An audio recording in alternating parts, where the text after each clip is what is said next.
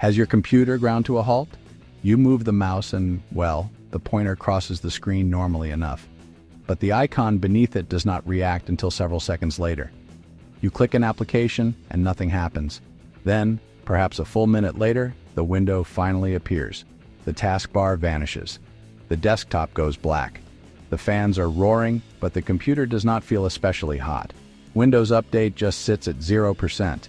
Even Task Manager takes an eternity to open. At first, this looks like a failing hard drive, a virus, a broken Windows installation, or simply an old computer reaching the end of its life. Sometimes it is one of those things, but there is another failure mode that can make an otherwise powerful computer feel like it has suddenly been replaced by a machine from 30 years ago.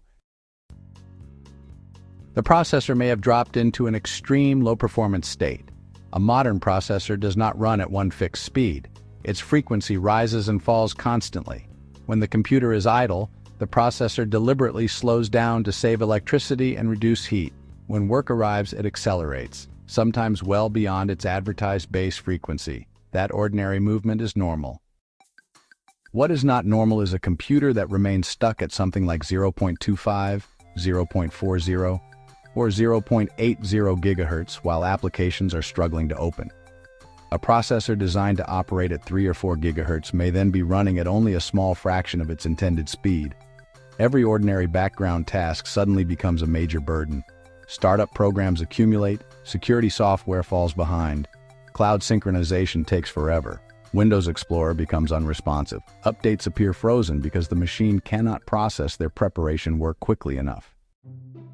Task Manager can reveal this. Open the performance page, select CPU, and compare the current speed with the listed base speed. A low frequency while the computer is genuinely idle is expected, but a processor pinned to an extremely low frequency while the machine is barely functioning is a critical diagnostic clue. Why does a processor slow itself down? The most familiar cause is heat. Processors contain thermal protection systems designed to prevent physical damage. When a processor reaches its thermal limit, it can reduce its clock speed and voltage. If that is not enough, it can interrupt portions of its own clock cycle, reducing how much work it performs. Intel describes this adaptive thermal control as a way to lower processor power consumption and temperature until the chip returns to a safe operating range.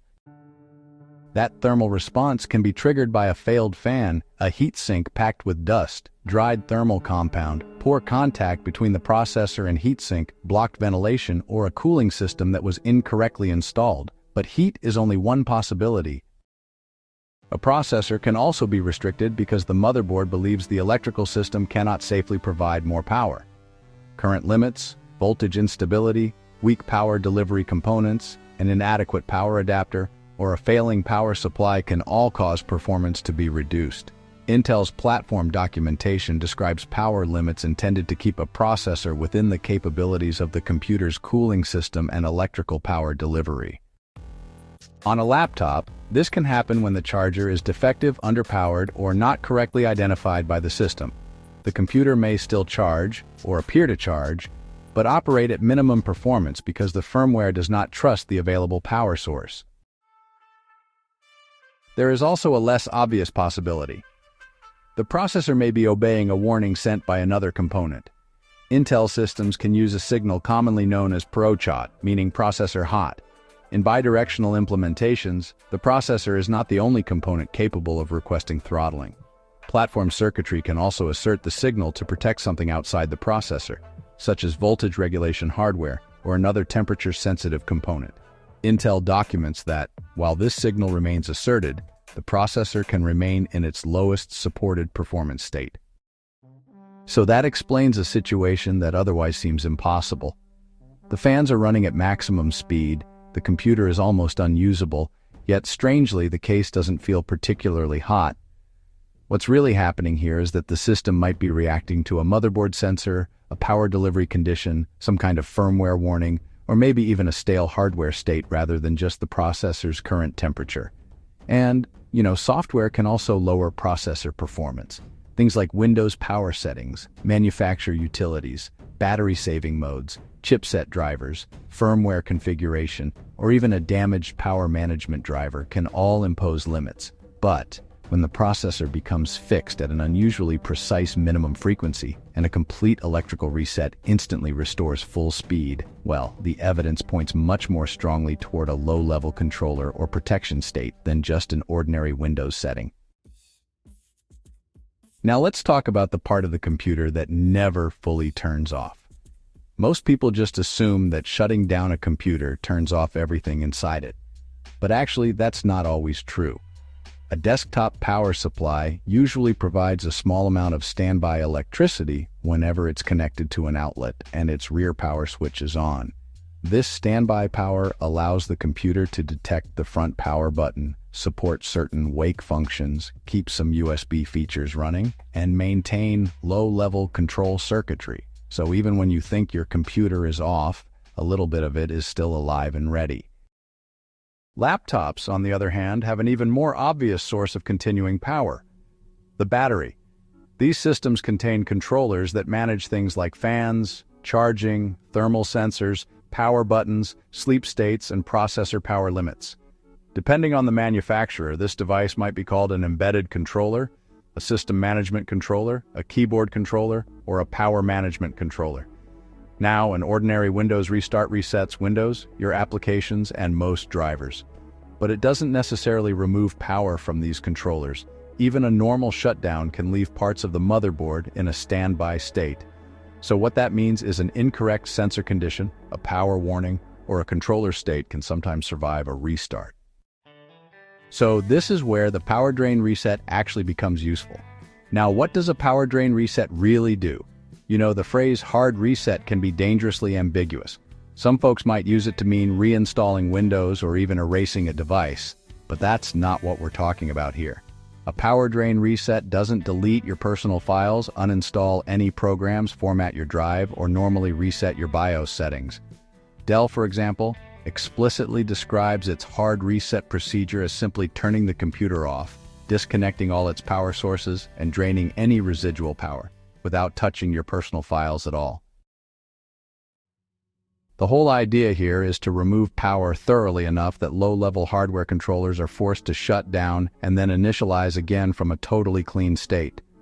Even after you disconnect external power and remove the battery, a bit of electrical energy can still linger in the capacitors on the motherboard and inside the power supply.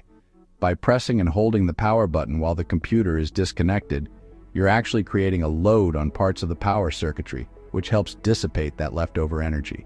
Dell recommends holding the button for about 15 to 20 seconds during this process. The key thing is, it's not like the power button is sending some secret software command.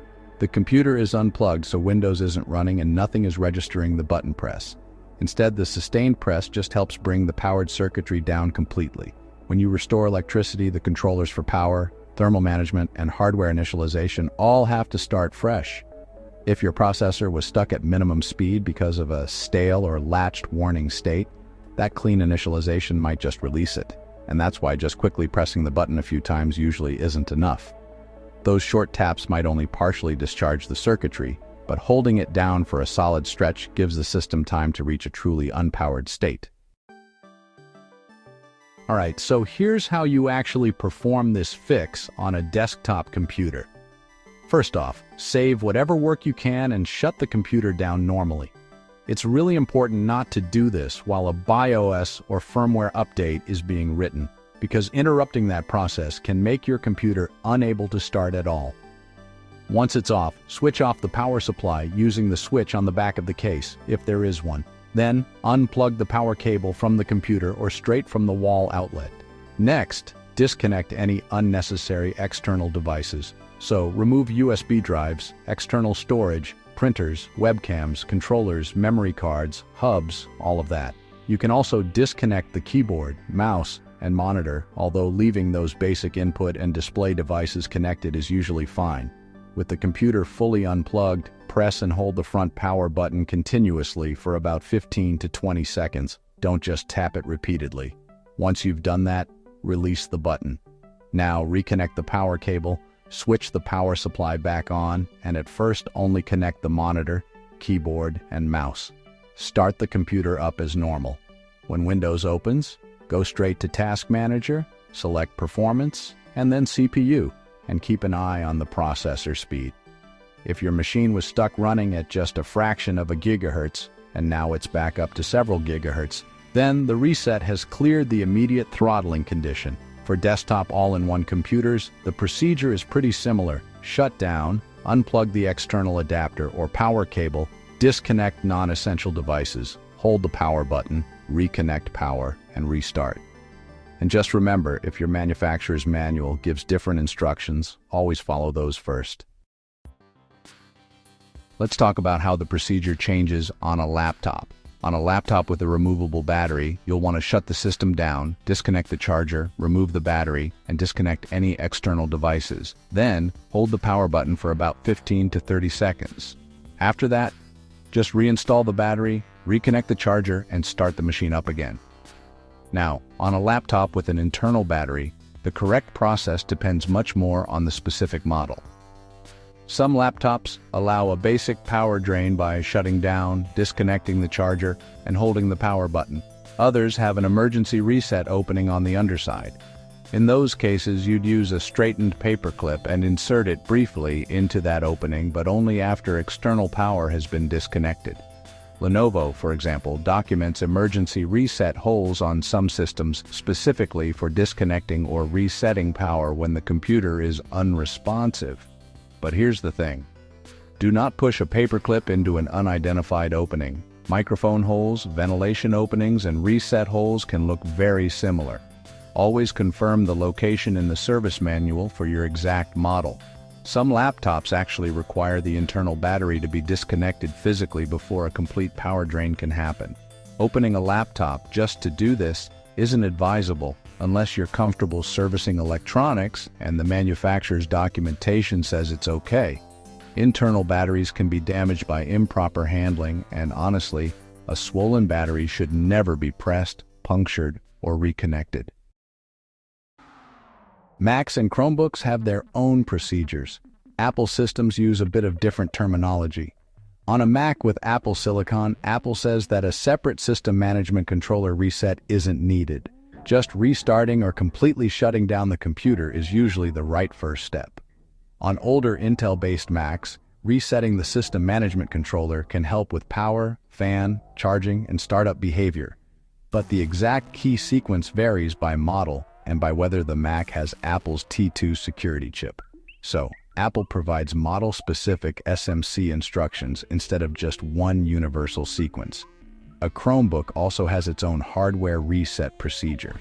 For most Chromebooks, Google instructs you to turn the machine off, hold the refresh key, tap the power button, and release refresh when the Chromebook begins starting. Google does warn that a Chromebook hardware reset might delete some files stored in the Downloads folder, so you should protect your local data first. Some Chromebook tablets and specialized models use different button combinations or physical reset methods. And just to be clear, a Chromebook hardware reset isn't the same as power wash, which is the Chromebook's factory reset process. Likewise, a PC power drain shouldn't be confused with reset this PC, and an SMC reset isn't the same as erasing a Mac. The names might overlap, but honestly the consequences do not. So what should you do if the problem returns? A successful power drain reset shows that the computer was able to return to normal performance, but it doesn't always reveal why things went wrong in the first place. If the processor gets stuck at minimum frequency again, it's a good idea to start watching for a pattern. Does it happen after sleep? After a power outage? During gaming? When a particular charger is connected? After the computer's been running for many hours? Or maybe right after startup? Check the cooling system for dust. Make sure the CPU fan is spinning, and confirm that the heatsink is firmly mounted. On a laptop, always test with the original or manufacturer-approved power adapter. Review BIOS and hardware monitoring screens for any fan, temperature, adapter, or voltage warnings. A recurring throttle can point to a deteriorating power supply, a damaged charger, a failing fan, poor thermal contact, aging voltage regulation components, a faulty sensor, a motherboard problem, or even a firmware defect. A power drain might clear the symptom without actually repairing the component that caused it. Avoid the temptation to disable thermal protection signals with third-party utilities. Those protections are there to prevent hardware damage. If a sensor or motherboard circuit is giving a false warning, the right solution is to find and fix the faulty sensor, cooling component, power source, or firmware, not to silence the warning for good. When a computer slows down to a crawl, the obvious suspects are memory, storage, malware, and Windows itself. Those are definitely reasonable places to check. But, Task Manager actually has another clue that's easy to miss: processor speed. If a capable processor is running at just a few hundred megahertz while the system is struggling, the computer might not be overwhelmed in the usual sense. It could be protecting itself, or it might just think it needs protection. A complete power drain reset can clear a stuck low-level state because it does something an ordinary restart doesn't. It removes the standby power that lets hardware management circuitry stay partially alive. So, shut down. Disconnect the power. Remove or isolate the battery if your model allows it. Hold the power button. Reconnect only the minimum necessary equipment. Start up again and check that processor speed. Sometimes the difference between a computer that seems ready for the scrap heap and one running normally at 4 GHz is just 20 seconds with the power cord unplugged.